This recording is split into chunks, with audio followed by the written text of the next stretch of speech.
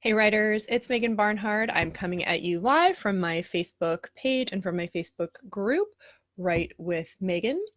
Not yet from the group, actually. I'm lying. I have to go share in the group. So while I'm sharing, please do say hello if you're watching live and let me know what you're working on. What are you writing? Are you working on a book? If so, what genre? I'd also love to hear from you bloggers out there. Blogging is a whole different kind of writing on its own, and it can be really fun. And it can be a great add-in for authors. So let me know what you're working on, what you're writing. Today's topic is when to go big and when to go detailed. Should you show or should you tell? How do you know when you have to kind of just give a summary and when you should really get into the nitty gritty, share key details, and bring people right into the thick of it. So that's what we're going to be talking about today.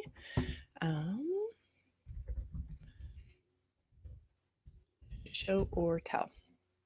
It is a question. That advice that says show, don't tell? Nope. It's overly simplistic, like a lot of advice. Okay. Hey Lloyd, good to see you. So this question is one that comes up a lot for writers when they're working on important key scenes. And I worked with a writer recently who was writing a battle scene. So she writes epic fantasy, and everything was gearing up to this big battle where lots of stuff was going to go down. And there were going to be like moments of triumph and moments of defeat, and people were going to get injured, and don't tell me somebody was actually going to die. And so there was like so much going on. And she said her experience was that she would start writing, hey, J.A., good to see you, that she would start writing and she would get really into the detail because she's like, oh my gosh, this is the big battle scene and I want people to be there in real time and feel how important it is. But she found everything was coming out in detail.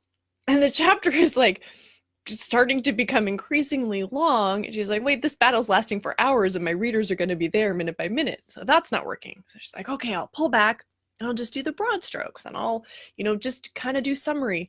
Well, then she was missing these really, she was missing the moments that she wanted to be getting. She's like, oh, we didn't get to see so-and-so's, swordsman skills or whatever it was. Hey, Omi, good to see you. Okay. So that feeling of going between two extremes can happen in a lot of kinds of writing. It can be really frustrating. So that's why I want to talk about it. And for all of you fans of The Clash out there, should I tell or should I show now? Okay, yeah. No longer fans of The Clash after that rendition. But it's something you need to think through. So I have a favorite tool for thinking through. I actually turned it into a Google Doc. I'm going to make the link available in the Write with Megan group. You can go ahead and grab it and you can just use it as you write. So all of this that I'm about to talk you through is down on one, piece of paper, and you can actually make a copy so that you can edit the doc, or you can just download it, print it, whatever floats your boat, depending on if you like to plan on ye old computer or on ye old pen and paper. Okay, but the way to answer this question is to think about the purpose of writing in a lot of detail. So I hate when people just simplistically say, oh, show, don't tell. Hey, Catherine. Oh, good to see you. So it bugs the life out of me because, then your book would be so dense. We're living through every moment. I don't want to watch your character go to the post office. Please don't make me sit through that. Okay. Great writers figure out what to show and what to tell. So what you want to do for yourself, and what this writer ended up doing, was thinking through, okay, well, what are the moments that I need my readers to see firsthand? And if you just pick out those, then everything else you can walk us through in summary. You can give us the big picture.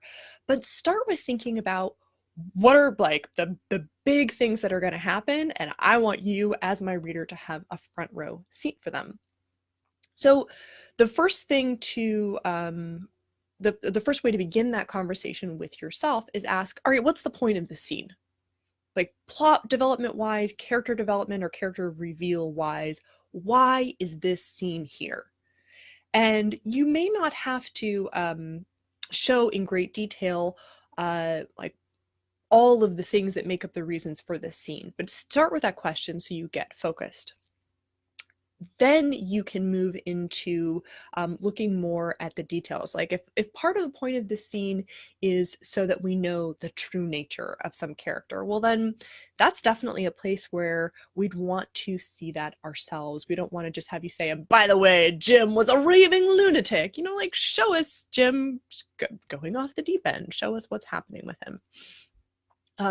So knowing the main points is going to start leading you toward the things you're going to show. Then get into some opportunities and some ways to bring richness to a scene. So you can ask, are there opportunities that maybe aren't part of the main reason for this scene, but that I've been looking for a home for? So maybe in some of your world building, there are aspects or elements of your world that you want to get in, but you're not sure where they're going to go. Those are opportunities. Maybe this is a place where you can kind of be efficient, like kill two birds with one stone. Things are going on and you're like, oh, but to do the main objective in the scene, they could use this tool that is part of the cool world I built. They could use a sonic screwdriver. Oh my gosh, if I just got the name of that wrong, I'm gonna be so embarrassed. But it's okay. I never claimed to be like a super Doctor Who knowledgeable person. Hey Marina, good to see you. So what's the opportunity there? The next question you can ask yourself is, what are the seeds I can plant? Or hopefully what's coming later. Maybe later it turns out that like Jim isn't crazy after all, and everybody else has been gaslighting him, so plant that seed. Give some thought to what developments will take place later so that you can put in just little clues right now, and those make for great shows. So let me just go, I'm gonna look at that, the easy peasy scene planner, and make sure I hit all the things I intended to. Yes, okay. Yeah, so once you've asked yourself those questions, what are the most important plot developments? What are the most important character development / reveals? And said, okay, no, I want to show those. Then you can say, I'm going to consider showing seeds that I'll plant now that will be significant later, and opportunities about characters' traits and relationships, the setting, or the conflict. I recommend then, after you answer those questions, put it into a writing recipe. Make yourself a table. That's what you'll see in this doc that I'm going to share. Make a bullet point list.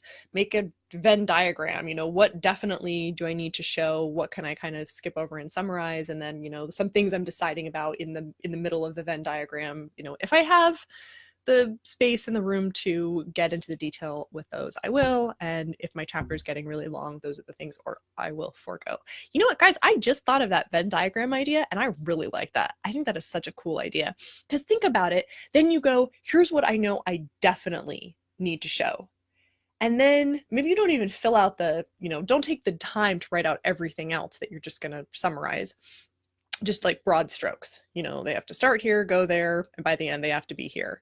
And then in the middle, wouldn't that be cool if you had some options? If you made a list of things that were like your second choice, not your first choice draft, not your first draft choices, but you're like, if I have time, these are the things that would kind of be cool. Those could be your opportunities. And if they don't make it into this scene, if it doesn't feel like there's room for them here, bring them somewhere else. You could just start a list. See, now I'm brainstorming. Now I'm getting super excited. You could just start a list of cool stuff I would like to show at some point, but I don't have a home for it yet. And then when you're, diving into each scene, check in with that list. Like, what are the things that you would like to have going on and that you would like to be able to show us about your characters, about your world, about the conflict, about a theme, and you're looking for homes. and it's, it's jogging your thinking. Okay. Oh, good. Marina says world building and character development. I'm finally about to begin. Yeah. Oh, Omi asked, what is a Venn diagram? And that is a good question. And I don't have a big piece of paper handy. I do have a big piece of paper handy. Okay.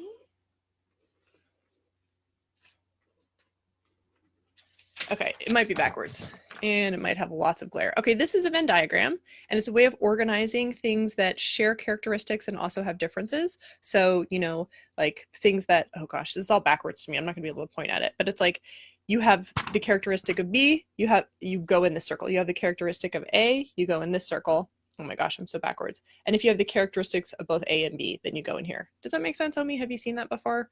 You might have seen it and just not known it was called that. It's named after somebody with the last name Venn. So I don't know, maybe other people also invented it and it has different names. Okay, cool. Hey, Melissa. Good to see you. All right, guys. So that's my advice. If you're torn between those two extremes, if you're like, oh, I feel like when I go to write a scene, it's either all detail or I'm at this like 30,000 foot level and it may as well be writing a summary of my book instead of my book, start by planning the things you definitely want to show.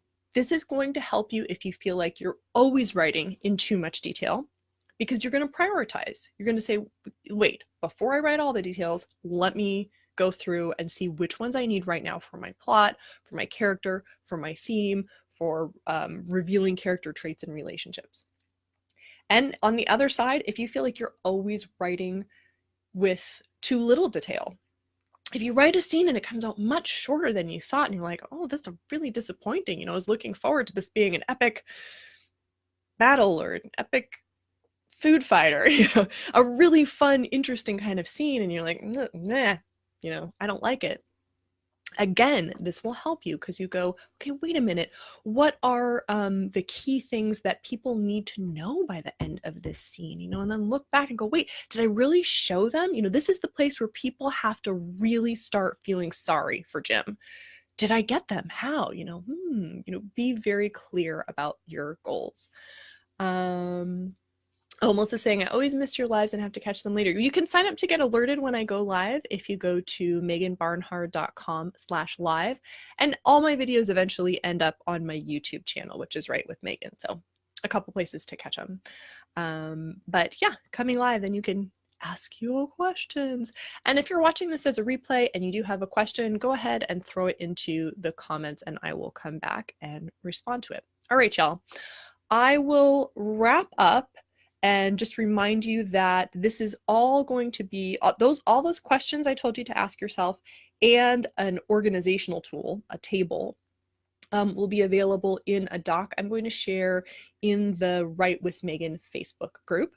So if you haven't joined that group, come on over, hang out with us. It's a space for writing, meeting other writers. If you're an author, I really invite you to find critique partners, find beta readers, hang out with people, talk craft, geek out about writing preferences and styles and stuff like that. I do grammar lives once a week and I do writing lives once a week, and we got some other fun stuff going on. So come on over, join us in Write with Megan, the Facebook group. And yeah, I really like having a scene planner handy. I don't use it every time I write a scene. Sometimes you just know. Sometimes you just get inspired. Sometimes you're like, whoa, how am I didn't even know I was going to write that. Just all flowed out. Sometimes you get lucky. or the muse really loves you, whatever it is, whatever that makes that magic. So it's not that you have to clinically and analytically plan out every scene, but I do invite you to use this planner if you're ever stuck between the how big or how detailed should I get. All right, y'all. Thank you for tuning in, and I will catch you later. Happy writing.